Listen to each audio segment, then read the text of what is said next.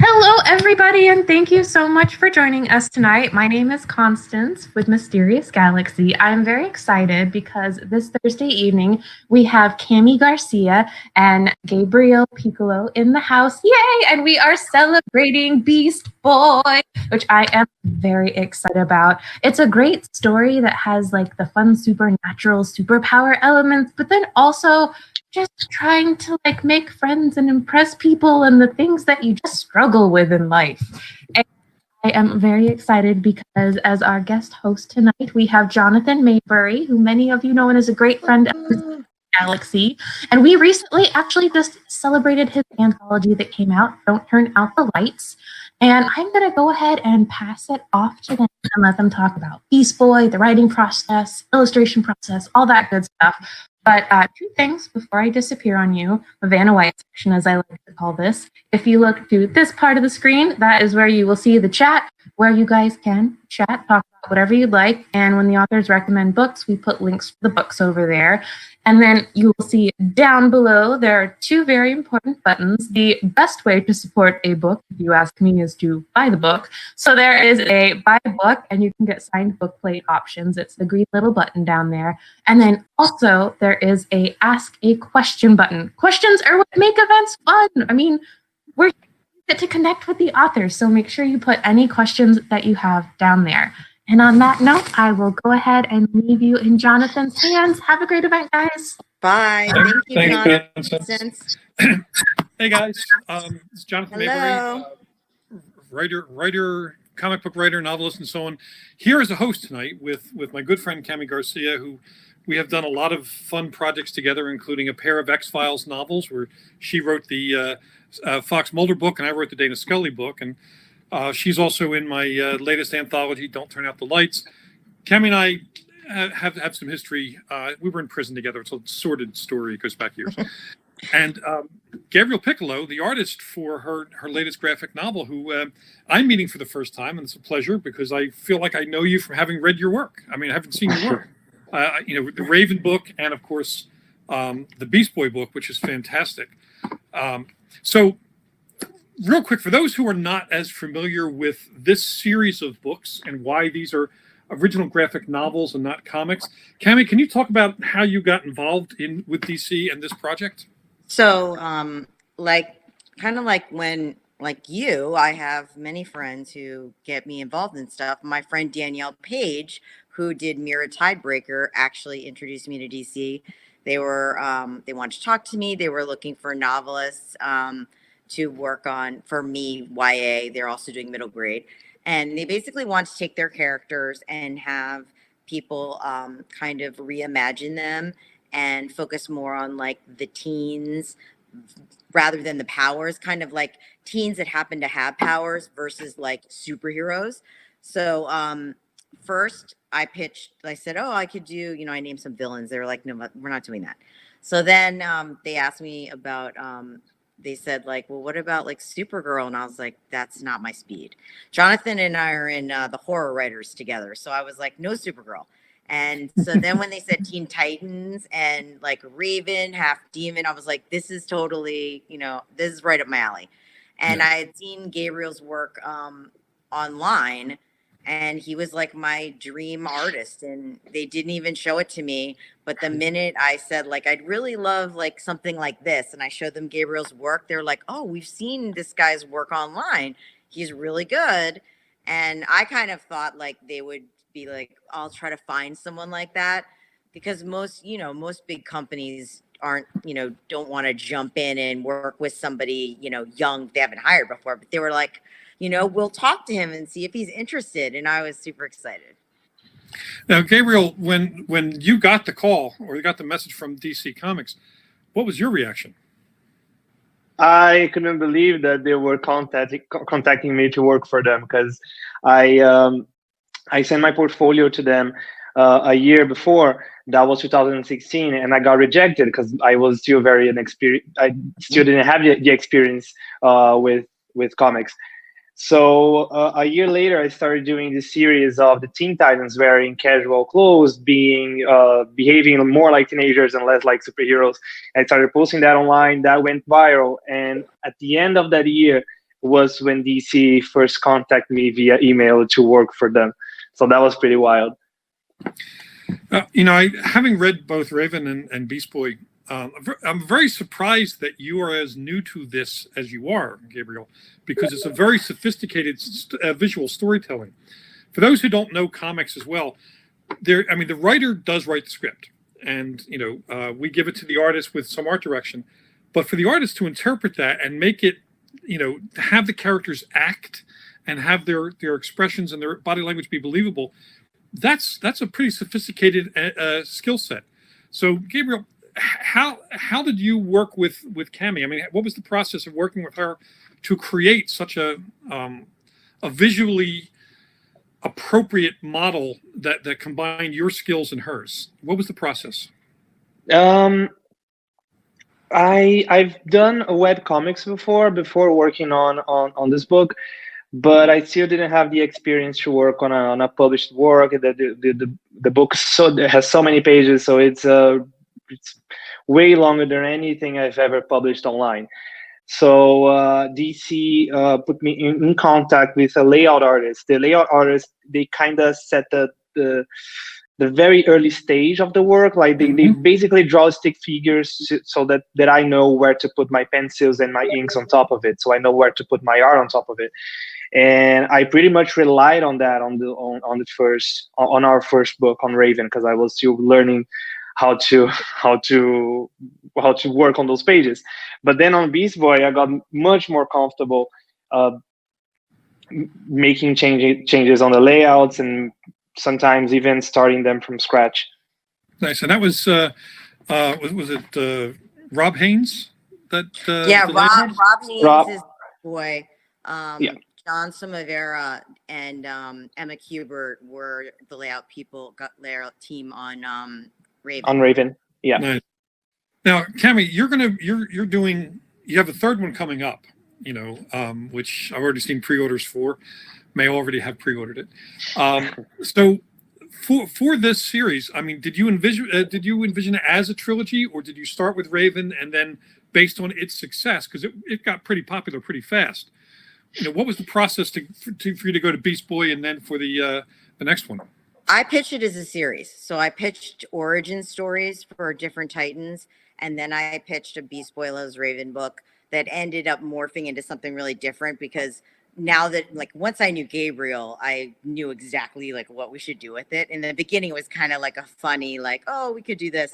And then I also pitched, group books. So I pitched a big I kind of gave them like a menu and said I could do all this stuff. But I said to them, I really felt strongly that the way to go was to start with at least a few origins, because I said, when you get a group together, you're obviously going to be way more invested in that group if you know those characters.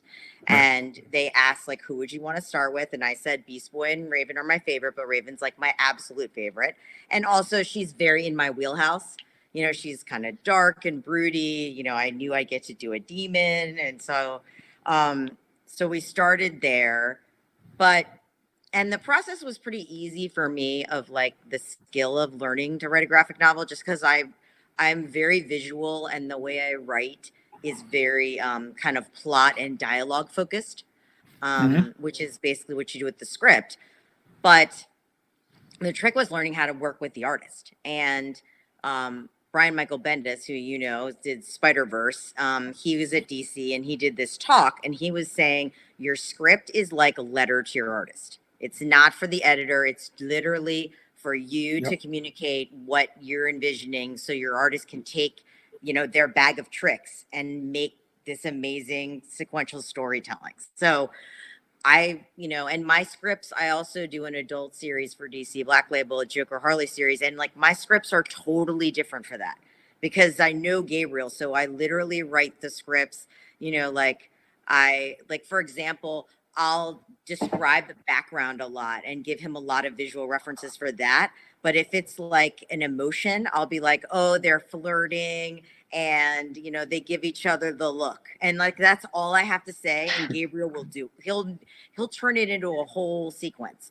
So I think part of it is just like, he and I work, I don't see it as like my book. I see it as, we're co-creators. It's our book. So I didn't come to him with a finished script. I came to him with kind of our outline, and we worked together to create the characters. And then I really started writing, like, once, I'd say, like, after I got like 20 pages, I could kind of tell like what he really liked. And, so then I was kind of writing it for him. Trying to put in, you probably do this, trying to put in things they're going to be excited to draw, that kind of thing. Now, Gabriel, how was it interpreting her scripts when you first started working with her? At the beginning, I was really scared of maybe making some mistake, messing something up. But then I think by the end of Raven, by the end of our first book, I was very comfortable with, like, even if I don't understand something, or if I want to add or remove some panel, I know I can shoot her a message, and then we can talk about that. That's fantastic. One of the things I loved about Beast Boy, I mean, the story is fantastic, of course, but the visual storytelling really has a lot of nice elements to it. It isn't just basically looking directly at something. There are a lot of angle changes. There are interesting takes where sometimes you have a character with nothing in there, nothing behind him, and sometimes there's a complex scene. Are those decisions yours alone, Gabriel, or did you go back and forth with Kami to come up with the panel by panel storytelling style? I think at some point Gabriel. At some point I just got comfortable with it, and we just roll with what I do. Like, if let's say we absolutely need to see an environment, see a background, usually my editor or Kami, they usually text me to add something there. Cool. And I give him reference images because he really wants he wants to get like places in the US right that he hasn't seen. Yeah. So like for Beast Boy, like I sent him pictures of like trees in Georgia and forests and like small towns. And so I find like if I give him a bunch of reference photos, like he'll latch on to the stuff he wants, or he'll mix and match.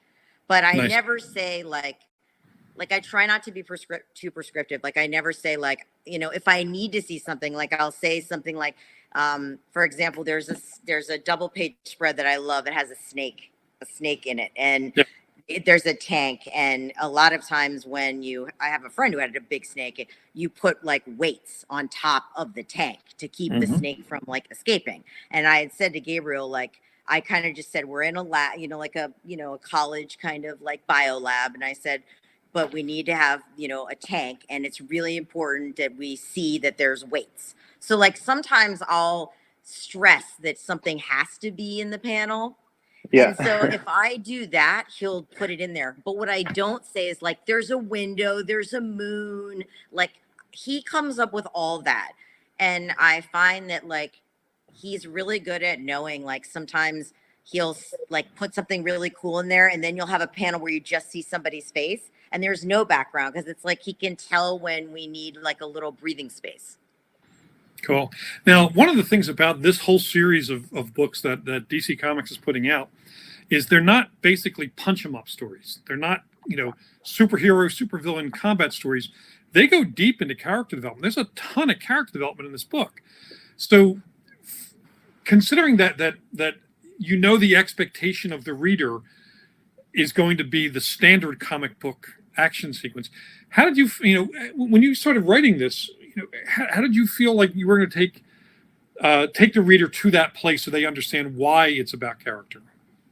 I mean, I say all the time that working with you on X-Files was like prepared me for doing this, because it was the perfect example of like, working on something that has a fandom and an established property. Like X-Files has fans, with expectations. Teen Titans has fans. People know what they want from these characters. But again, I was creating a backstory for Mulder that didn't exist. So I was kind of working backward and deeper.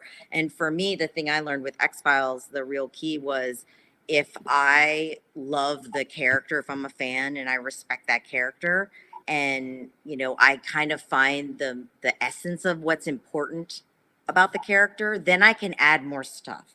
But what, as a fan, like Gabriel's a fan of Beast Boy. If I told Gabriel, like, I'm going to scrap Beast Boy and I'm going to make up a totally new character, like, he would not have been excited. He would have been super unhappy with me. So I try to think of it like that way. Like, is Gabriel going to be mad when he sees this? That's great. All right, we're going to take our first question from the audience. Lee Whiteside asked, did you propose the Beast Boy as the novel subject, or did DC suggest him? How detailed was your pitch? My pitch was 48 pages. It had a table of contents. Because remember, I pitched a lot of characters and a lot of variations. So I had 3 full sample pitches. I had a group book, and then I had Raven and Beast Boy. So Beast Boy was fully pitched. It went in as a full pitch, and then the other ones went in as like a page. But then I had like the universe, you know, I had all this stuff. And mostly, but something that is funny is that I knew that there was a pitch going on, but I had no idea if DC was going to take it, was going to make it a book. So I was throughout the whole process of drawing Raven, I was expecting them to say yes, to like, please make this book, please let's make this book. Yeah. Yeah, and I felt like they were going to, because like when I saw his pages, I just knew. I was like, because I was a teacher for a long time. Like I spent all this time with teens. When I saw those pages, I was like, you know, kids, teens, even adult fans are going to go nuts for this because it looks amazing. Yeah, one of the things I love about it is the school stuff feels like school stuff. It doesn't feel like somebody who has forgotten what it's like to be inside a school. It has that feel to it. You know, the autonomy of the characters, and yet they're part of a system where they have to, you know, be students. And so there's a lot of that faded or sewn into it without being hit over the head with it. It never feels contrived. So I was very, very pleased reading the book. Now, with this story, you also have a lot of emotional issues that the character's going through. None of those got hit over the head real hard, and yet you went deep with it. So what's your process, Kami, for being able to tell an important story while still keeping the framework kind of light and fun? I mean, I think that the key is, you know, I have kind of the plot, the outer plot, which was, you know, his kind of, you know, like his exploration of, I start out, I don't know I have powers, weird stuff starts happening, you know, I'm pulling pranks at school, and then suddenly, you know, these strange things are happening to me. So that was kind of my outer plot. And then for my inner plot, Gabriel and I talked a lot about the fact that, you know, one of the things that both of us, we both love Beast Boy, but we felt like in the comics and in the animated series, you know, like he mostly just tells jokes and messes around. Like you don't get to see a lot more about him. And Gabriel was saying, like, I want to see him like have problems and frustrations and get mad, and not like tantrumy mad, but like upset and hurt and disappointed. So, you know, I felt like I wanted to pick things that seemed authentic, and he is a kid who kind of looks young, and, you know, so it felt like body issues and like being worried about looking young and your voice dropping. I have 4 brothers, so that's stuff guys worry about that you don't see a lot. But Gabriel really helped me because, you know, when you have someone who's a fan of the series, like, I'm sorry, I'm worried this is going to die. There we go. When you have someone who's a fan, like a true fan of the work, like it's a real guiding light. And with Raven, I liked her so much. I felt like I could totally do that, but I relied a lot on Gabriel for Beast Boy. That's great. So, Gabriel, you were a fan of Beast Boy before this project? Oh yeah, he's by far my favorite Titan, and the Teen Titans, they are my favorite group within the DC universe. Oh, that's fantastic. And yeah. Now, Kami, you said Raven was one of your favorites, but what was your affection? What was your connection to Beast Boy prior to this? Before, when I was a kid and I first got in contact with the Titans, my favorite was Robin. But at some point, I just realized that Beast Boy's superpower is cooler. So that's why basically he's my favorite, because I love shape-shifting powers, like not necessarily turning into animals, but like changing your body, changing to whatever you need on that specific situation. So that's why I think he's so interesting. And also his personality, like he's a really, really nice guy. Nice. Kami, what about you? the character? I mean, for me, you know, I love the animated series in the 90s. That's kind of my touchstone. And then I read all of like, you know, like the ones Marv wrote, you know, Marv Wolfman, like I read all of his Raven. So then I tried to go back. Like I always try to read the ones that like the creator of the character did. So like with Raven, I read Marv stuff. So I tried to read the original stuff. And then it like I really wanted it to feel modern, you know, feel like if you were 17, his age right now, like you said, that the school scenes would ring true, that you could feel like he could be your friend at school. And, you know, I think part of that is just, I always say that people who write YA, like those of us who do it, I feel like we really vividly remember what that time was like. So it's much, you know, it's easy for us to access.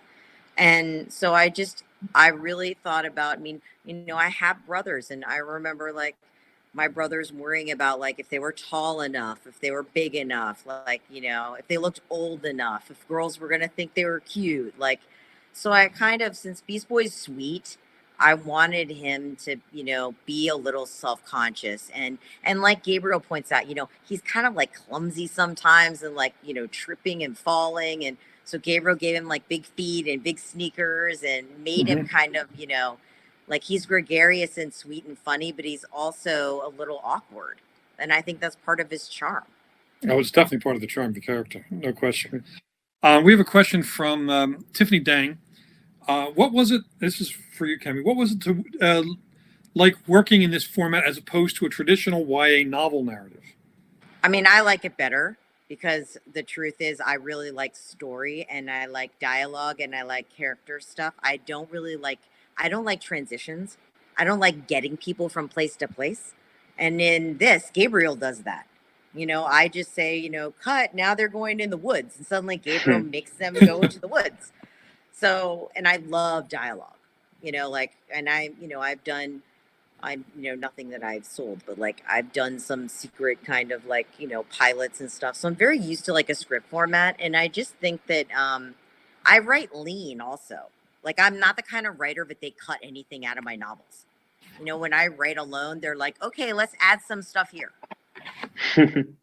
And it's great because I feel like I get to do the part I love the best. And then I give it over to Gabriel and he like, you know, it's like he adds the secret sauce and it becomes this like amazing thing. That's fantastic. Was the entire process fun or were there some challenges along the way for either of you? I think more with Raven because we were both new, like at doing it. So it was like, I didn't want to mess up and, you know, make it harder for him. And he didn't want to complain or say anything was hard because he was like, you know, he just wanted to be doing a good job. And also like it felt, I mean, we had the same amount of time, but it felt like less time. Like it felt like we were rushing more. And Beast Boy, and I think that's just because of the learning curve. And with Beast Boy, it felt like much more relaxed, like we knew what we were doing. What do you think, Gabriel? Overall, I think even on Beast Boy, like on every graphic novel and every book, for me specifically, establishing shots are the worst. Which are like establishing shots are for like just to show where that scene is happening. So those take me a long while. I love character interaction. And I'm always scared of drawing like, then this is every artist. So I hate drawing big crowds and complicated environment because those are not my thing. Which you would not know from the book. Yeah. His scenes of New Orleans and his, like, he does tons of school and crowd scenes and they all look awesome. Yeah, that's something that we writers are often criticized for. Because it doesn't take me long to write a 2-page spread. New York. To me, that's 2 seconds work. The artist is over there sticking pins in a voodoo doll of me because I just gave him all that work to do. I try to give him fun stuff. Like if I give him a page like that, then I try to give him the fun, like the snake page. You know, anything where there's animals he loves. So I'll just give him like try to give him like a fun page after, you know, so he doesn't hate me. Now I have a quick question for you, Gabriel. There's the draftsmanship, being able to do buildings and cars and things like that. it's very seamless. When it's done right, it looks seamless. It looks, easy, and it's not easy to do. I'm an artist myself. I know it's not easy to do. And your characters are very, very alive, and your structures are very solid and nicely done. Which came first, the ability to draw, backgrounds and buildings and so on, or did you start as a character artist first? Character artist for sure. Then the process to learn how to draw anything that wasn't human, so animals and buildings and cars and anything else. I based all my knowledge on that principle of like trying to see everything on the most basic shape possible. So like basically everything is either a sphere, a cube, or a cylinder. So that's basically everything that you can imagine. So I try to make those first sketches as simple as possible, and then I add more detail. That's fantastic. And the other thing about Gabriel is he's not classically trained. He's self-taught. Really? Yeah. Yeah. Oh yeah. We don't have any art schools in Brazil. Yeah. Really? This is not a thing. This is just not a thing here. That's really surprising. I thought, particularly with the draftsmanship of the buildings and stuff, that you had been to maybe the Kubert School or something else. I'm really surprised. That's impressive as heck. Wow. Appreciate it. Kami, we have a question from the audience. It doesn't say who's it's from, but so I'll just read the question. What's your process for world building and character development when you're starting a project like this? They're really different. For the character, I try to think of them like a real person, whether it's like Mulder, whether it's, Beast Boy. I try to think about like, my thing is always like, like what's their worst fear? Like for Gar, it's like being ostracized or being the butt of the joke. Like he wants to make fun of himself before anyone else can make fun of him. So right. I try to think about like what scares the character. What do they want more than anything? Like the thing that he has a bucket list at the beginning of the book. And it's like all the things he really wants, to happen his senior year. And, you see he really wants to look older and more mature. And, he has this kind of fantasy. So I always think about like, what are they scared of? What do they really care about? What do they really want? And then I think about small things. I thought about like, that's why it's so fun to work with Gabriel. What do they wear? What kind of music do they listen to? What do they like to eat? You know what I mean? Like I do it as a writer when I write novels, but it's so cool because I do it purposely at the beginning of my books with Gabriel. I always show their room. Because to me, what's in their room says everything. And in a novel, you have to work on that to like work it in. But with Gabriel, I'm just like, okay, and it's fun again, because I'll be like with Raven, I said, and even with Beast Boy, I think I said, he has a gaming chair, he has a bunch of shelves with all of his scary monster statues and stuff, and and his horror movie posters. Like that was basically all I said, because I'd work with him on Raven, and then we got the first page, which is incredible. And it's like his whole bedroom, and I feel like it says everything about like who Gar is and what he likes. Nice. And then with the world, I feel like that's a separate kind of thing. That's like kind of the same thing, but it's like then you're dealing with a place kind of in the universe instead of the person. But with these, I started with like the character, the person, not the place. Fantastic. And by the way, I love the lava lamp in his room. That's totally Gabriel. I have one on my desk right here. I wish I had one. I was trying to look up for one on eBay. I couldn't find it. Amazon, better for Amazon. Okay. Okay. So Ashley Dang asks, what was your favorite scene between either the Raven or the Beast Boy book? What are your favorite scenes? What are your favorite scenes, Gabriel and Beast Boy? I want to know. On Beast Boy, it was definitely the big transformation one at the end. Because when I was reading the script, I was anticipating that page. On Raven, I think it was definitely some towards the end when we see some big magical stuff happening. I'm not gonna spoil it, but where the big magic happens, that's my favorite moment on Raven. Cool. One of my favorite ones on Raven is it's New Orleans, and there's some kind of supernatural, spiritual stuff, and there's some scenes where you see ghosts, and like Gabriel did the best job, like, because when I wrote it, I was thinking like, I have to send him all these references, and it's gonna like he's gonna hate me, and he just like nailed it like right out of the gate. So it's weird because sometimes I think he won't like drawing stuff, and then he sends it back to me, and it's like perfect. I was referring to that same page, that same moment. I love to draw it. To be honest, I wish there were more pages on that moment. Cool.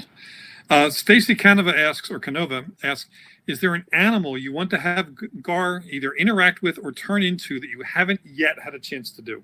Gabriel, Stacy is the Stacy from Chicago. My friend Stacy, remember, who was our moderator with the T-shirt?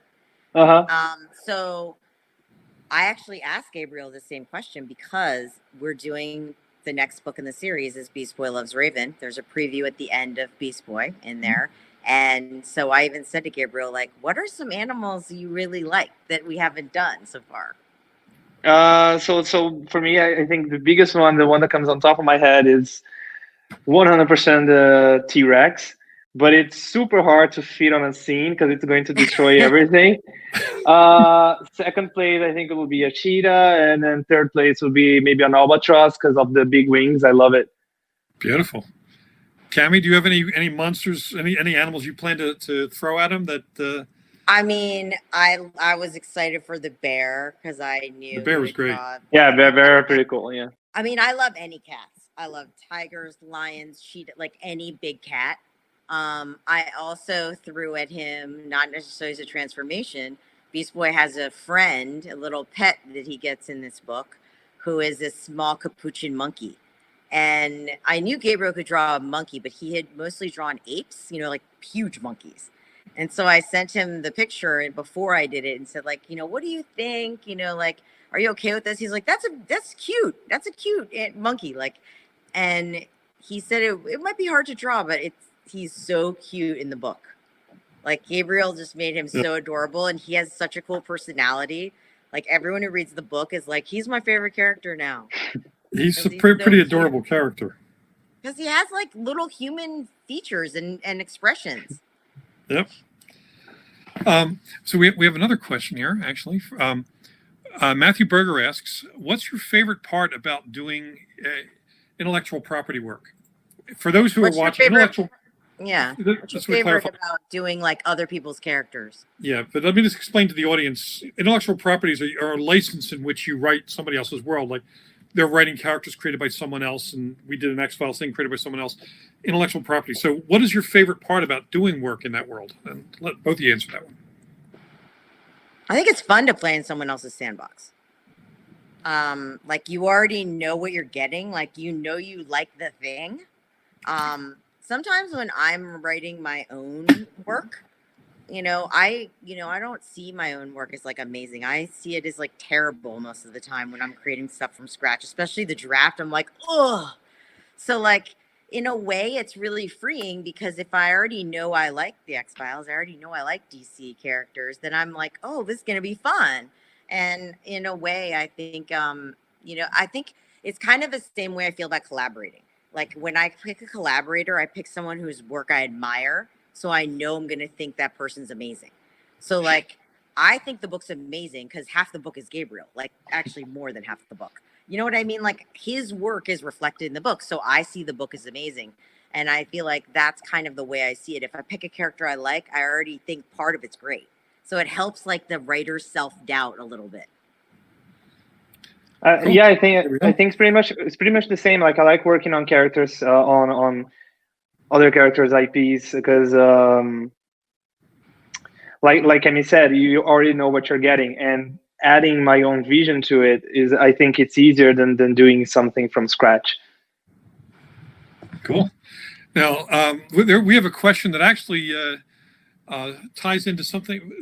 A question I was going to ask. I'm also going to be doing one of these books for DC, and it's still. I didn't know if we could say that. So that's cool. We can say that. We can't give any details, but that's pretty cool. So somebody had posted a question. It's a great question. How long did it take you guys to make the book, and what was the process like? So I may be taking notes. In real world, Jonathan, like with you and me, like, you could knock the script out fast, but because I wanted to kind of work on it with Gabriel, give you very manageable, as the writer, very manageable deadlines. And so basically I wrote it over like 3 months, but the whole book takes like 8 or 9 months for Gabriel. And then that's one reason why I try not to write it in like 3 weeks, because I also try to write it a little, like stretch it out so that I am writing in reaction to what he's giving me. So I'll write the whole plot, kind of the outline right away. Right. But I don't write all the pages till I start getting stuff from him, because then I also am able to like tailor some of the environments and things to stuff I know he likes to draw. And then I still do approvals and look at things. But then, you know, for example, like I was working on then the adult project and Gabriel was still finishing Beast Boy. So it's he works on it way longer than me. Mm-hmm. Gabriel, do you have anything you want to throw in on that? Oh, no, that's it. It's 8 to 9 months of drawing, so it's a lot of work. Like whenever I sign a deal with DC, I know that I'll be locked in for nearly a year. Mm-hmm. Cool.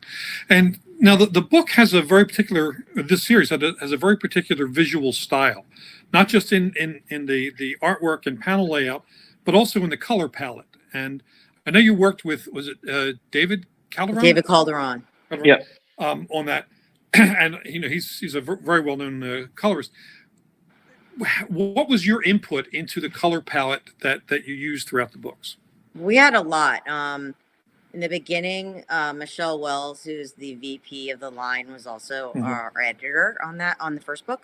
So like very hands-on, and so we really looked together at like what did we feel like would be the right colors and things. And because some of the books were totally monochromatic, where they just had like, one of them was like black and blue. Yep. Amira, which David Calderon also colored, was kind of peach and like seafoam. Right. And we wanted more color, but it was interesting because we really wanted color in Raven. And the purples in her hair and stuff. And Gabriel was like, really, let's do her hair. And we got that moody purple. But then I'll let Gabriel talk about like when we got to Beast Boy and we thought we were going to do the same thing. Beast Boy, he kind of ended up dictating something else. So Gabriel, how did we have to adjust change the color approach with Beast Boy? Yeah, so basically the thing with Beast Boy is that he's way too colored. Like his hair is one color, his skin is one color, and on Raven we used her white skin as the same white of the page, and then the most noticeable color was the purple streaks of her hair. But we couldn't do that on Beast Boy because we had to color his skin and his hair and then the green streaks. And after we saw the other characters kind of not colored, kind of monochromatic, the same way that we did on Raven, we had a problem because they were looking like ghosts. So we needed a little bit more of color on this book throughout the whole book. We created a palette, like we created an actual like here are the colors, which is awesome. So with going into the next one, Beast Boy Loves Raven, how do you merge those two color palettes? Gabriel and I talked about this a lot. We created a new palette, and we did merge them, and it was interesting because Gabriel found references. Like he said, like I said, I really want to still have her purple, and we want to have his green. And Gabriel found some of them were almost like photographs too. We found like visual references that showed the shades of teal and purple that we could work with, so they would kind of harmonize. It sounds like you guys had fun with this. It's really fun, but Gabriel was very involved with the color palette for Beast Boy Loves Raven because he wants the books to have, he wants the color palette to have like a uniform feel almost, so that like you flip through the book and you see certain colors kind of jump out. I see that consistency. So he was very like specific about like this purple and this teal and this green, because he would be like, these are I don't even know what he was talking about. It was mostly for David. He was like, these are the mid-tones, these are the blends, and I was like, whatever, I like it, just do it. One of the things I enjoyed about the color palette and also the art is that there's a lot of nice mood enhancement and setting with colors. Even though it's very subtle, you kind of get that feeling to it. Can't wait to see how it's going to play out in Beast Boy Loves Raven when it's a new color palette with two characters coming from different. Did you see the back? I did. I Yeah. looked at that, and That was untweaked. We've made some tweaks, but there's one page where it's mostly green and purple, and we were like, yes, that's it, the green and the teal and the purple. That's fantastic. So we have Matthew Berger asked a question. Is there another IP universe that you're interested in working in that you have not yet done? I am working on Harley and Joker in adult Black Label, which I love.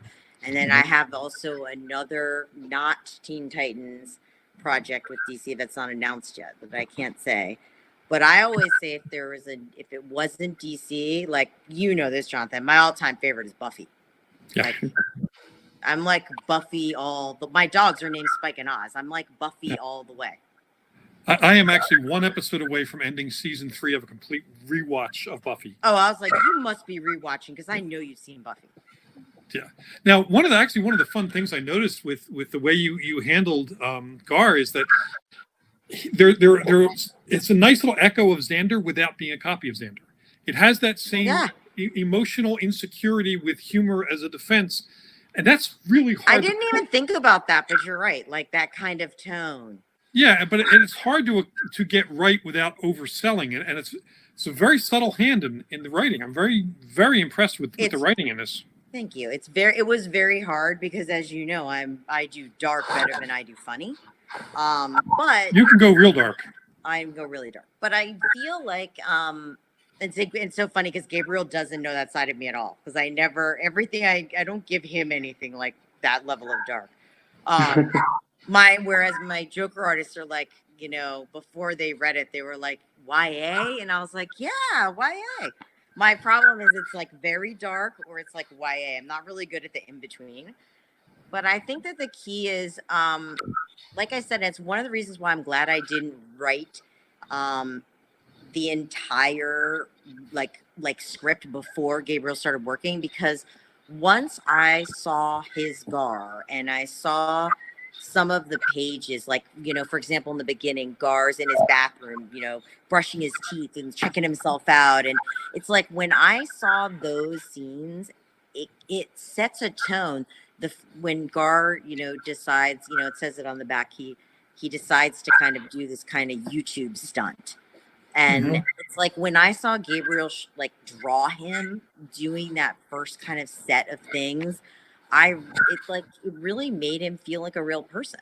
And I think once you see your character as a real person, when you try to make them say things that don't work, you can tell it doesn't work. As you might not want to accept it, but you can tell I have to rewrite that. Yeah. Now, one of the things that I encountered in my own, and I know we're almost out of time, but one of the things I encountered in my own career is sometimes I would overwrite the dialogue and get in the way of the artist. Was there any of that going on with you guys, where you had to dial back? I have to cut down sometimes. The biggest, I thought about that though. Like I if they gave me a page where there was a big balloon covering some of his art, I'd be like, would you do something about that? Because I didn't want to cover it up. Yeah. But sometimes one thing I will do sometimes is sometimes adding 1 or 2 panels so that we have a better timing to read the scene. So that's basically what I would do. Yeah, sometimes we don't even need that, but I would just add the panel so that we have more time for the scene to breathe. Yeah. Brings another dramatic beat to it.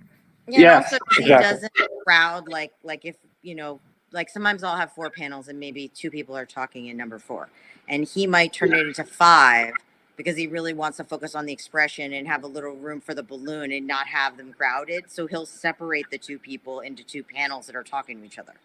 And those aren't things we talk about. He just does it and it always works. Nice to have that level of trust back and forth. Yeah. Well, I mean, like I said, he used to ask me in the beginning everything. Like, what do you think of this? Is this okay? Is that okay? And finally, and after a while, he knew there was like certain things I would always, be like, oh, I don't like that. I hate it when I have to see, like, I'd always be like, don't make it too goofy. And he was like, luckily, he doesn't like goofy either. And he's like, no, that's too silly. But then, like, after a while, some of the things he would ask me, I always said yes. So after a while, he just stopped asking because he was like, oh, she always says yes to that. Nice. All right. And we have one last question from the audience. Do you have any tips for writers or artists to deal with being blocked or with burnout? I think for writing, for burnout, I don't write every day. I write in big stints. So I might write every day for 3 weeks and then not write for 4 days and just Buffy rewatch, read a book, like whatever, cook. Like sometimes I love to cook. So I'll be like, oh, I'm going to make pasta for 3 days. Like, so I do recharge. I think that like the big key for me is recharging. And then the other thing is, just like I'm really critical of myself. So I have to like just kind of give myself permission. Like I'm going to write the draft or write it the first time and then I can fix it up later. Otherwise, I also have ADHD and I have hyperfocus. I will fix it for like a month. So you have to also just like move on, Cool. Gabriel, what about you? You have way more to burn out to deal with than me. I would say pretty much the same. Like I have some days I'm very productive, and some days of the week I take the whole day off just to recover, just to like rebuild creativity and like watch stuff, consume any sort of content. And one thing for artists is not to be too focused on social media when you're not in a good place mentally to be there. So if I am not in a good place mentally to be on social media and I'm seeing all that awesome stuff that people are doing, I start to compare myself to people. So that's something I would not recommend. Like take some time off of social media too. What do you do though if you get blocked, Gabriel? Like, do you ever get stuck where like it's really hard to like keep going? Like, how do you keep yourself from getting stuck? If I'm stuck, I'll just go to another page or another panel. Yep. Come back. Because I have plenty to work, so I can juggle that. Now, since you mentioned social media, where can people find you each online, Kami? People have found Gabriel already. I am my name everywhere, pretty much on Twitter and Facebook, and my website is just Kami Garcia. And if you search my name pretty much everywhere, I try to use the same picture, and it's like me with my feathered hair, so you can tell it's me. Cool. Gabriel? You can find me everywhere as Gabriel Picolo. Okay, good. And I think we are at our end point, which is sad because this is a fast, fun conversation. They're so awesome, Jonathan. You know so much about comics. I've been doing it a bit. You really were the best moderator ever. How many comics have you written, Jonathan? I have 20 trade collections of my comics, I think now. So that's like hundreds of comics, right? Yeah, a few hundred comics. Just a couple. Awesome. Well, it is unfortunately that time of the evening where I have to come on and end the event. But I want to say just a huge thank you to Jonathan for moderating, and then to Kami and Gabriel for sharing your new book with us and coming on and celebrating it with us. This was such an awesome, amazing treat. And yes, go buy the book, everybody. Give it lots of love. There's a link down below for it, and you'll get a book plate signed by Kami, as well as some other fun swag goodies. So check out the webpage, because you get some fun swag goodies, and who doesn't like some swag? Is fun. Like, why would you not want the swag? Mysterious Galaxy is such an awesome store, so support It really it. is. We I remember on my very first Beautiful Creatures tour way back when Mysterious Galaxy was on our tour, and we went to like for every tour after. Oh, thank you. Well, I hope that next time we get to celebrate in person and get that would be really in person. That'd be a lot of fun. that would be such a good event. Okay, but otherwise I can ramble about fun upcoming events for forever. But I will go ahead and say good night to everyone, and thank you so much for joining us. And also, you can go ahead and pre-order to Beast Boy Loves Raven. I'm going to add that to the event page right now for you guys. So have a great night, everybody, and thank you so much. Thank you. Bye, Gabriel. Bye, Kami. And bye, Bye, you Constance. guys. Bye, Jonathan. Bye.